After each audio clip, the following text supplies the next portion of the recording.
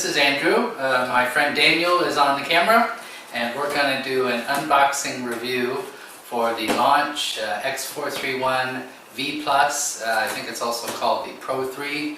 My box came saying V+. So here we go. When you get it, open it up. See, it comes with a hard case. Handle, you see here. And let me open this thing up.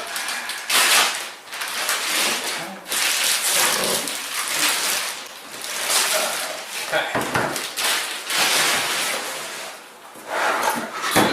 Open it up like this. Try to make sure you can see everything. Maybe you zoom down on this a little bit.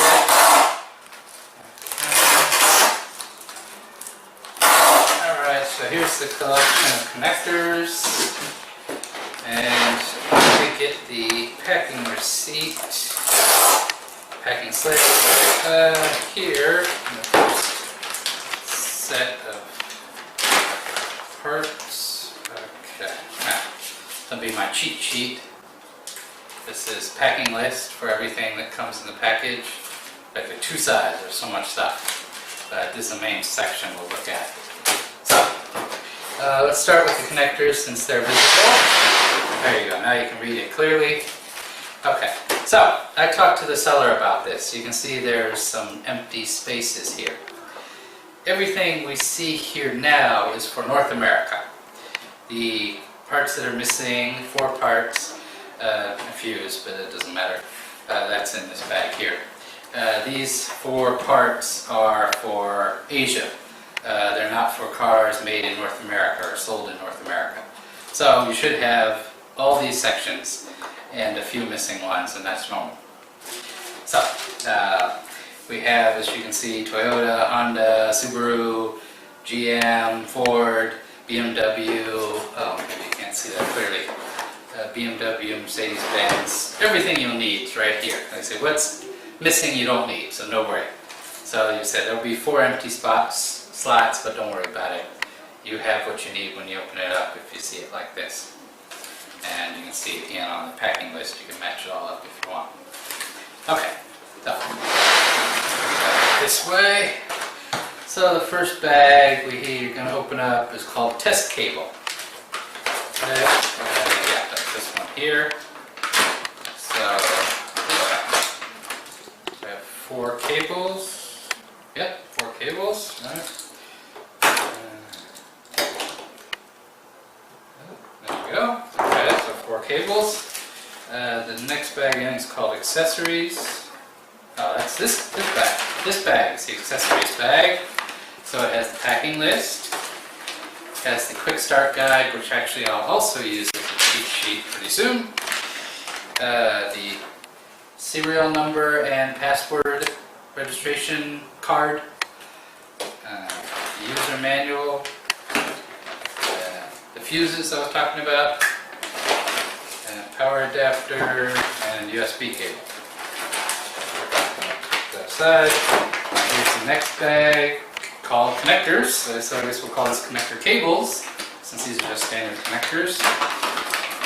And as you can see, additional types of connectors depending on what kind of car you have. And then there's another bag here. They also call connectors.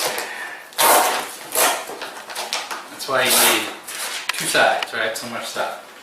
Everything you can possibly need for every car is in here. So, unless you're talking about trucks, if you're talking commercial trucks, it may not be here, but any kind of passenger car, all the connectors will be in this set. And you can see plenty more. So, there's that.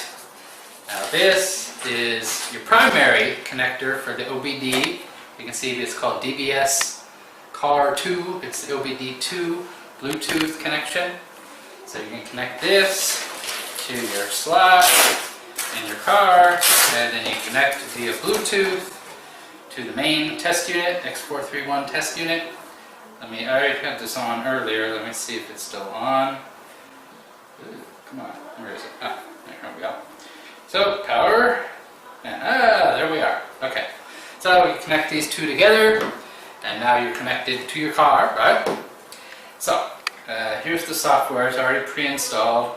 I haven't finished the registration yet.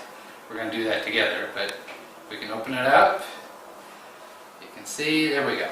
So now it's very empty, right? When we look at this box, you'll see the screen should have all this, right? But that's after you finish the registration.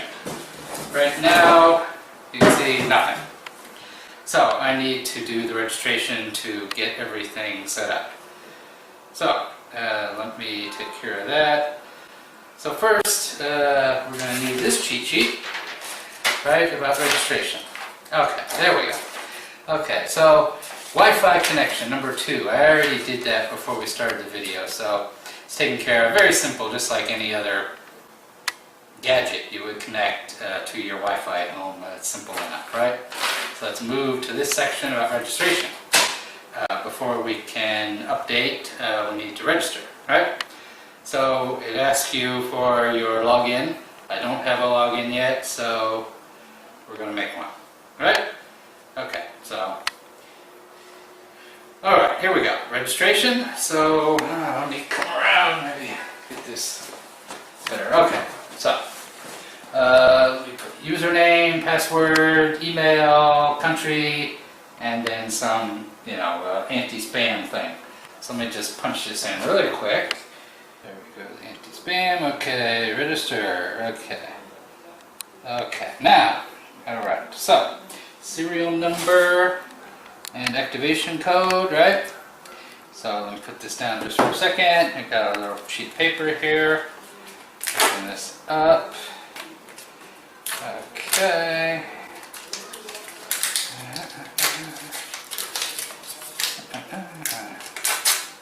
Alright. Oh, there we go. Okay. Oh, okay, yeah, you can see the one on the top, same as one on the bottom, so I'll just use this. Okay, so serial number.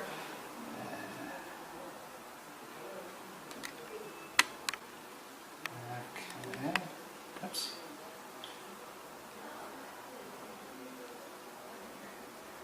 Make sure I did that right. Yep, okay. And activation code. I forgot to tell you one thing. This sheet of paper, right? When you open up the box, when you receive the package from Amazon or wherever you bought it, and you get the package, open it up, you get this. You should contact the seller with this serial number so they can pre-activate it for you. I had to learn this the hard way. If you try to do it yourself, it'll fail. You contact them with the serial number, and they say they'll pre-activate it for you. You'll email them the serial number, they'll email back to you asking for your country and your language. They say to do like a pre-setup. So we already did that, so I know this code should work now, so let's take a try just to make sure I'm correct. Correct, okay, so I put in my stuff, and okay. Huh? Congratulations, okay, yeah, okay, it says it's okay, alright, good. Come on, yeah, there we go. Okay, so you can see it's already checked the what's necessary, and you see it's many updates are available. And actually, even though this thing was, there's a job here on this sheet, it tells us the date was June, right? So it's just a few months ago, but there's already so many updates available. Maybe too many updates for us to do on one video, 93 updates, right? So I think we're just going to try a few for now. If you do everything, the screen for all the options will look like this, as I mentioned before. But we're not going to do all of them right now. We'll just do a few so you can see what the screen will look like after you do some updates. So let's just try a few. Maybe, I don't know, I'm just randomly clicking on names I know. Okay, so I'll pick some. Let's update, and you can see zoom, zoom, zoom. Wi-Fi is pretty good here, so just take a minute. So you can see 9 of 10 have installed successfully. The last one, BMW, is installing now. I think it should be ready in just 1 minute, and we can go to the next section. Hey, there we go. Installed successfully. Software has been installed. Confirm. Sorry for the delay. I didn't think it would take so long to download and install the updates. But when it finally gets done, you can see we have more brands to choose from here. It's American, European, Asian, and actually we still haven't downloaded everything. So once you finish all the downloads, the screen will be full, and you'll even have to scroll through to find all of them. And so once that's done, you're ready to go, then you can start testing your vehicle. Okay, and that's that. There's one more thing I should talk about. That's getting back to the registration issue. As I mentioned, when you open a package, you get the registration serial number. You should email the seller you bought it from on Amazon. If you search on Google or something and try to find the factory to try to contact them to register it, you let them know the serial number, that won't work. Talk to the Amazon seller you bought it from.